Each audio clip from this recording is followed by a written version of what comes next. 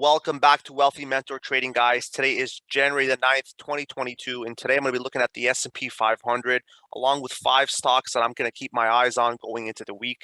Names like Caterpillar, which had a 9% gain, AMD decreased 12% on the week due to the semiconductor sector. Roku dropped 22%, a significant pullback from its highs, along with Netflix and Apple also pulling back due to semiconductor weakness along with tech sector weakness. But as you guys can see here, we do have the S&P 500 chart open, and we did have a strong Monday to open. It was pretty bullish, almost hitting that top of 48.20, and pretty much that was the gist of the bull move. We did have the Fed policy meeting soon after that, and that set the tone for the rest of the week. We were trending between that 4800 and 4780 area, and we broke down with strong volume all the way down to that 4680 mark, where we did see a slight bounce and a rejection at that 4730 area. We are right now into this channel from 4730 all the way to 4680, and one of those two has to break, obviously, to create that trend change. If we do get above that 4730 area, we're potentially looking at that 4750 as the next major hurdle. For me, I would like to see a break above 4750 so we can come back and consolidate around that 4780 to $4,800 area and then proceed higher and retest these highs that we dropped down from. Overall, I'm in a wait and see approach as we are trending around that 4680 mark, and if we do break below that, we do have that 4650 area, which is key support. It was also the breakout point right here back on December the 21st, and it was an area where we got rejected over here back on the 14th. So to me, this is an area of significance. If we cannot hold this 4680 area, I know we did have some downshoots here before some buyers stepped in. Again, once more here, buyers stepped in. So we are guarding that 4680 area, and to me, that was pretty good. It could have been a lot worse. Throughout the whole week, we saw bearish volume. A lot of the tech sector pulled back, and so did the semiconductor sector. Financial sector was pretty good actually, but those two sectors really weighed the market down. So going into tomorrow, I am looking above that 4730 area as my first confirmation, and for a potential push to that 4780 and back to that 4780 to 4800 zone. Okay, overall I'm going to wait and see approach, but so far we did receive a significant pullback, so it would be interesting to see how the market opens up. Along with Bitcoin also received a pretty big pullback, so across the whole market we did receive significant declines. So keep your eyes on the market going forward, and also look for also correlations with Bitcoin as well, because the market there is pretty significant in how the traditional markets move as well. With that being said, guys, we also do have that $99 promo if you do want to trade with us on Discord. Click the link in the description. That should take you there. We do have swing trading, options trading, day trading, analyst upgrades, and the whole 9 yards. If you are interested in day trading, definitely hit us up in that link in the description, and that should take you straight there. As I mentioned at the start of this video, I do have 5 stocks that I'm going to keep my eyes on, and the first one that is significant to me is Apple, right? Apple is one of those names that tends to trend with the market and how the S&P 500 is doing. It's pretty much parallel with it. So obviously we did have a pullback here from all-time highs at that 183 mark, right? And ever since then, like I said, Monday opened up, big bullish volume. We're creating all-time highs, and I did even tell students at Wealthy Mentor Trading that we're in a blue sky breakout, right? But unfortunately, that Fed policy meeting with the rate hikes definitely spooked the market, and all we saw was bearish volume going downwards. Right, we couldn't hold that 177 area, which was key for me, and we did consolidate here quite a bit before creating those all-time highs. So I expected that 177 area to hold. Unfortunately, we broke down, and now we are consolidating underneath that 173.5 area. As you guys can see here, this is an area of resistance before we broke out. So right now, again, we are in that point where we need to see a break above 173.50 for a potential push all the way back to that 177 area. This was key support over here. So previous support now turns resistance on the way up. So 173, 174 is an area of entry point for me that I'll be watching tomorrow. if we do have strong market conditions for a potential take profit of 177. And another significant area where we did see some consolidation is that 180 area. I am going to switch over here to the 4-hour time frame to give you guys a bigger picture of some key areas that I'm looking at. So if we do see further decline in the market, I do have that 170 to 168 area as key support. As you guys can see here previously, back on December the 20th, it was an area where we bounced from, potentially creating those all-time highs at that 183 area. So I'm looking for the same scenario here. We could potentially drop down on weakness to start Monday, for example, and test this area here and then see a bounce. However, I would instruct students at Wealthy Mentor Trading that 173.5 is an area for me that I want to see to enter on, right? Now, you can potentially catch the falling knife and hopefully 168 holds or 170 holds, but to be a safer trader, to be 100% sure, and to know that this isn't a dead cat bounce, you do want to see that 173.5 break for your entry point. Now, as I mentioned, that 170 is a key area of support. As you guys can see here, it was the peak on December the 1st. So that is previous resistance, now turns to support. So 170 is one of those key lines. 168 obviously was the bounce point right here. So I'm going to watch these two areas for me for that bounce. However, if we do not get a bounce at those areas, look for 165 as that major key support line, as we did have a big peak right here and previous all-time highs back on November the 22nd. Overall, I'm going to wait and see approach on Apple. I am not bearish or I'm not bullish. I'm just neutral. I do want to see that 173.5 break for me to switch my positions to bullish. Okay, guys? So that is my views on Apple moving forward. And, a slight pullback could be a great opportunity for you to get in. So it's not always doom and gloom. Also look for the QQQ sector, which is the tech sector, right? You want to see a break above that 377 area for a potential reversal on the tech sector to see if the reversal is underway. You want to see the broad picture before you just enter in on one single name. All right, another name that had a pretty significant pullback, and that's Netflix, right? NFLX is the ticker. And here we are on Netflix. As you guys can see here on the big picture, we do have $700 as all-time highs, and we have been trending lower on Netflix. And it wasn't just this week, it's been happening for a few weeks now. And we have dropped down significantly, around an 11% drop on the week. Again, due to tech sector weakness. We are also oversold on the daily RSI, so keep that in mind. And as you guys can see from this chart, we are testing these areas back on July 2021, right? And we dropped down all the way to that 538.5 area, 540 area, and it is a key area of support. It was previous resistance right here. Previous resistance now turns to support. So I am looking for this area to hold, but overall I am looking for a break above that 556, 560 area for my entry point. As you guys can see, this peak right here, I want to see a break above this peak for my entry point right here. So actually 564 would be an area of interest for me to enter for a potential push to test that 577 all the way to 586. As you can see here, this bottom was previous resistance. Sorry, it is previous support, which is now turns to resistance, right? So a break above 565, you're looking at take profits from 577 all the way to 586.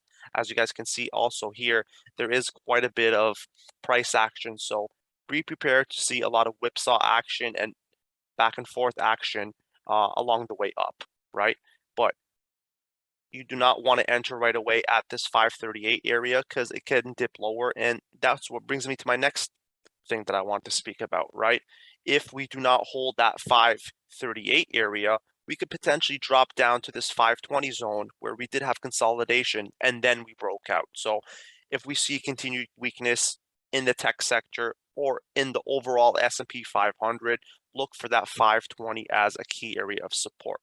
But your entry point, to understand that this is not just a dead cat bounce, You know, if you were to enter at 538 and then get rejected here, it could potentially be a bounce, move up here, and then continue to move lower.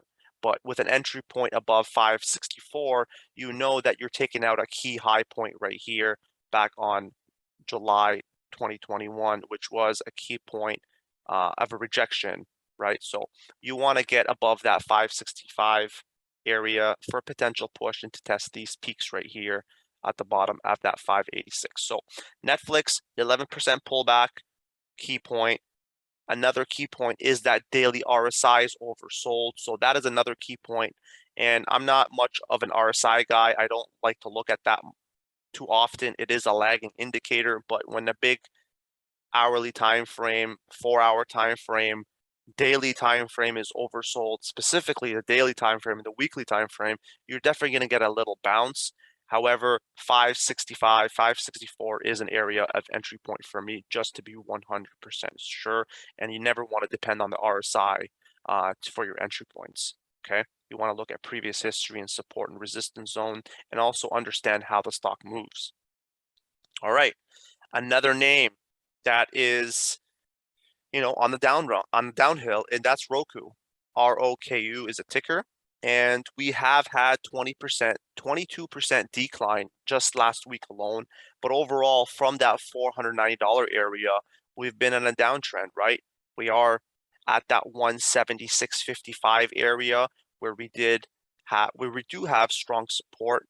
I am gonna increase the size of this chart so you guys see. So if we cannot hold this 176.50 area, we could potentially drop down to that 150 and 139 area for the next key areas of support. Overall, I am looking for a swing trade on this name. So that's what we do at Wealthy Mentor Trading as well, guys. We do have swing trading names, right? That are positions that you want to hold for multiple weeks. And we also have day trading names where we update the list every single day with targets, with what you've seen during pre-market, along with analyst upgrades and whatnot. So this name specifically caught my eye. It's been on a downtrend, like I said, dropped 22% on the week, which is pretty big for a large name like this, right? So we also did have some bearish news regarding Scott Rosenberg. He said he'll step down. He is the SVP and the GM for Roku. So that was some pretty bearish information. So if you are a shareholder, stuff like that definitely does spook you. And that's what you saw, right? You saw some bearish volume along with the overall market conditions were terrible, right? So what am I looking at if I want to swing trade this name? I am looking at that 196 area. For me, that is significant. It was previous support right here, now turns to resistance. I want to see a break above 196 for a potential push and take profit at that 222 to 241.5 area. And if that does break, and if we are seeing a major bounce on Roku and the volume's great, and hopefully we get a few analyst upgrades and some news regarding their new, boss, we could potentially see a test all the way back up to that 266 area. So keep Roku in mind for a break above 196. Now, as I mentioned, 176 is a key area of support. If that does break, we do have bearish targets of 153 and 139. Okay, so that is my views on Roku. I am bearish on it. However, that does not mean you cannot get a swing trade out of this. It is also a name that is oversold as well, right? This is oversold on the weekly time frame, I believe, right? So this is oversold on a major time frame such as the weekly. So this name, to me, I categorizes as a swing trade because it could yield a significant amount for you if you hold it for, I would say, anywhere from 3 to 4 weeks. Above that could also yield you gains depending on the overall outlook of the market. Okay, so that is Roku and my views on it. And like I said, 1 week RSI oversold. Keep that in mind. Another name that is important to me, and that's AMD. AMD did have a 12% decline on the week. And as I mentioned at the beginning of the stream, the semiconductor sector and the tech sector, QQQ, both declined significantly. Those were the leading sectors that took the biggest hit. And as you guys can see from AMD, we did have A rejection at that 152, 150 area, right? We weren't even strong enough to get up to that 156 zone, and we pushed back on the week, much like the market. And here we are at that 130 support zone, right? And to me, that's significant. Much like Apple, it did have a nice bounce at a support area right here back on December the 14th. And then we had a nice push all the way to 150 before it got rejected. And again, we tested this area around that 130 area, and then we had a bigger bounce at that 156 zone. So what am I looking at going into next week? 135 is an area for me to enter on. Also, I would like to see 130 hold. 130 to 128. If that can hold and buyers step in with some convincing volume, to me, that shows me that there is strength in the market. There's strength in AMD and there's strength in the semiconductor sector. However, I just don't want to get in on a bounce because that could lead to being a dead cat bounce and a move lower. So 135 is an entry point for me for a potential push and take profit at that 139 all the way to that 145 area. As you guys can see here, it has been resistance and rejections multiple times, and it has held for support. So previous support now turns to resistance. So a break above 135, I am looking for a push to test 145. Now, however, it does not have to stop there. If the semiconductor sector does definitely correct and push higher, you're definitely looking at areas of 150 to 152 again, where we got rejected here on the 4th of January, 2022. Overall, much like Apple, I am neutral. I want to see a break above that 135 area. I also believe that we are oversold on the 4-hour RSI. Now, that isn't as big of a, number as a daily or weekly. However, it does hold a significant amount of weight, so keep that in mind when you are trading AMD. Also, a report came out from the Semiconductor Industry Association showing November sales of 51.7 billion in the semiconductor sector, and it is expecting to grow by 9% in 2022. So overall, in the long run, I am bullish on AMD and this whole semiconductor sector. It did have a great 2021. Just look at the charts and you'll be amazed by the up move it had. So it is expected to grow 9%. So this could be an opportunity for you guys to step in, even on a swing trade. All right. And one last name that actually moved up. Now, I did talk about 4 stocks on the decline. Now, this is one name that did have a 9% move, and that's CAT, right? CAT is one of our swing trading names at Wealthy Mentor Trading.